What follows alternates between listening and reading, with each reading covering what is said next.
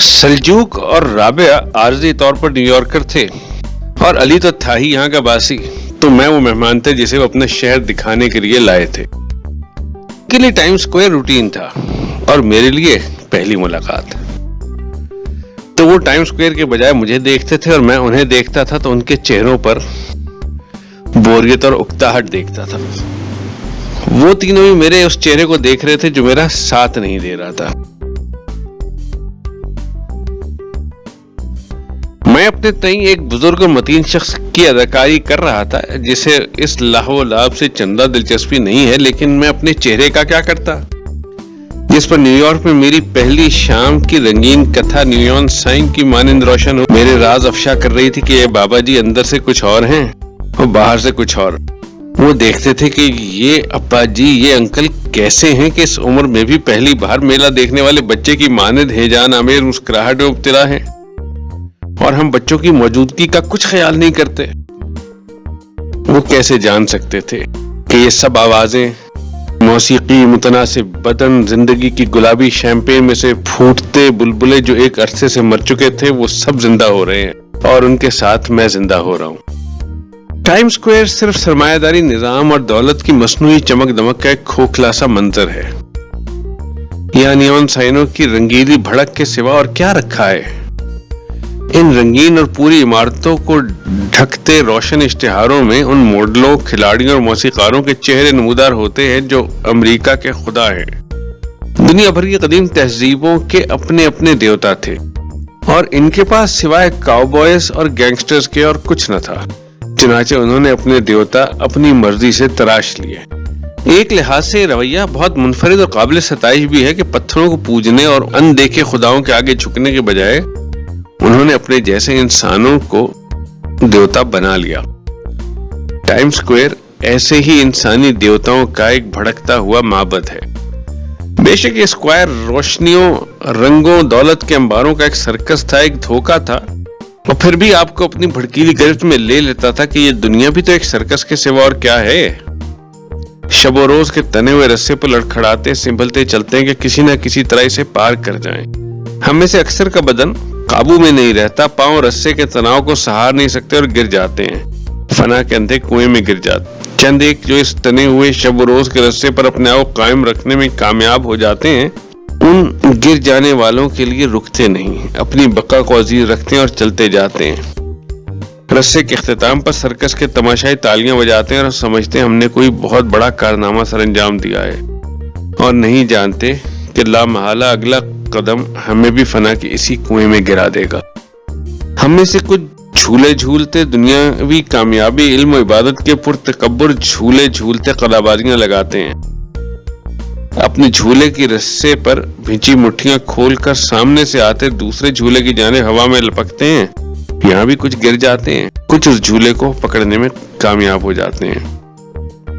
इस सर्कस में जोकर भी बहुत हैं, जिन्होंने शोहरत, नामवरी और ज़ुहद के मज़ह का खेज लिबादे ओढ़ रखे, खुद सिताई के फुंदनों वाली लंबी टोपियां पहन रखी हैं, और लोग उन्हें देखकर हंस हंस कर लोटपोट हो जाते हैं, और वो ये समझते हैं कि उन्हें उनके फन और लियाकत की दाद मिल रही है, और वो ये नहीं समझते कि वो महज मस्खरे हैं। यकीनन मैं भी उन्हीं में से एक। ये दुनिया एक सर्कस है। कुरान पाक भी तो यही कहता है कि ये एक खेल तमाशा है। तो अगर टाइम स्क्वायर भी इस दुनिया की मानिंद एक सर्कस, एक खेल तमाशा है, एक धोखा है, तो इस सर्कस और इस खेल तमाशे से लुत्फ अंदोज होना जायज ठहरता है। इस शोर शराबे और के खराबे में कभी डूबती, कभी इस शोर में से उभरती एक ट्रम्पेट की आवाज है, दुख भरी और दर्द से शराबोर। टाइम स्क्वायर ने मुझे लुई आर्मस्ट्रांग के ट्रम्पेट की दुख और दर्द की लहरों पर हचकोले लेती, कभी डूबती कभी उभरती आवाज सुनाई दे रही थी। अगरचे इस ट्रम्पेट में सांस फूंकने वाला आर्मस्ट्रांग न था, एक मफलूकल हाल स्याह-फाम बूढ़ा था जो अपना हेड फुटपाथ पर रखे अपने फन की दाद चंद सिक्कों की सूरत में चाहता था। मुझ में सुर को समझने की अहलियत नहीं है, लेकिन एक गुलकार या सुर साज में हो तो कहीं ना कहीं मेरे बदन के साथ वो हमसुर हो जाता है। ये बेनिशान बूढ़ा मौसीकार जो टाइम स्क्वायर में अपने फन की भीख मांग रहा था, आर्मस्ट्रांग के मेयार से हरगिज कम न था, लेकिन उसे जिंदगी में वो मौके न मिले या वो उनकी पहचान न कर सका। क्या उसमें झिझक थी कि आगे बढ़कर ऐसे किसी मौके को गिरफ्त में ले लेने की? चुनाचे वो आर्मस्ट्रांग न बन सका और आज टाइम स्क्वायर में खड़ा चंद सिक्कों की ख्वाहिश में ट्रम्पेट बजा रहा था। उसके करीब एक दरमियानी उम्र का शाइस्ता लिबास में मलबूस खुश शक्ल अमरीकी किसी हद तक खुमार में सेल फोन अपने कान पर चिपकाए बहुत देर से बातें कर रहा था और उसके बदन की ज़बान और चेहरे की खुशी जाहिर होता था कि ये एक बिजनेस कॉल नहीं है। न ही वो अपनी बीवी से बात कर रहा बल्कि उससे बात कर रहा है जिसकी आवाज सुनकर उसका चेहरा इश्क आतिश से दमकता था।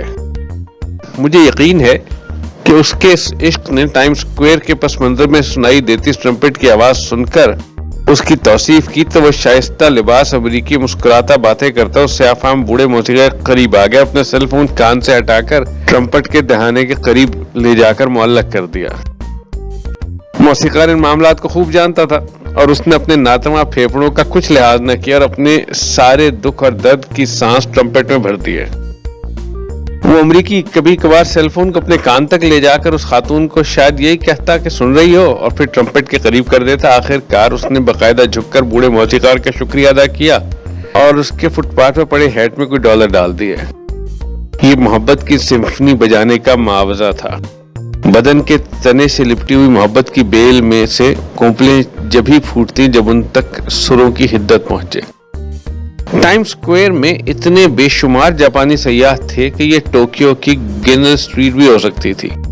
हर जानिब जापानी थे, जैसे एक जमाने में हर जानिब अमरीकी सयाह हुआ करते थे।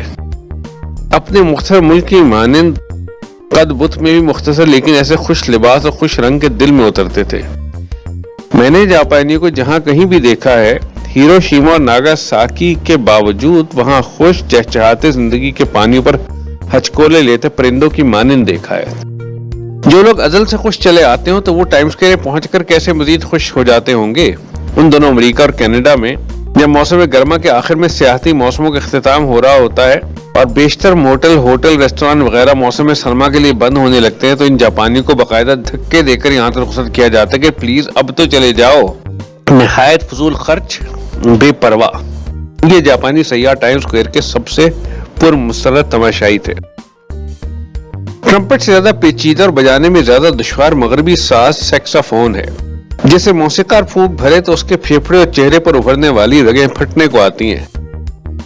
उस साज की लय में जुदाई, सोगवारी और बेचारगी के सिवा और कुछ भी नहीं। विछोड़े के दर्द के सिवा कोई पुकार नहीं। एक और सियाफाम फुटपाथ पर खड़ा सैक्सोफोन बजा रहा था। अगर मैं भी उस लम्हे उस अमरीकी की माने अपने सेल फोन पर किसी इश्क खास से बात कर रहा होता, किसी डार से बिछड़ी हुई कूंज की कुरलाहट सुन रहा होता, तो मैं भी अपना सेल फोन उस सैक्सोफोन के मुंह के आगे मुअल्लक करके कहता, सुनो, जो मैं महसूस कर रहा हूं वो मैं नहीं सिर्फ इसकी उदास लय बयान कर सकती है। हम इस सर्कस में टाइम स्क्वायर के खेल तमाशे में कहां तक ठहरते कि मेरे मेजबानों के चेहरों पर उकताहट थी और मेरे तन बदन में लाहौर से न्यूयॉर्क तक के हवाई सफर की थकावट जो बदन से उतरकर मेरे पांव के तलवों में से होती हुई फुटपाथ को भी थकाती थी जो मेरे कदमों तले आ रहा था।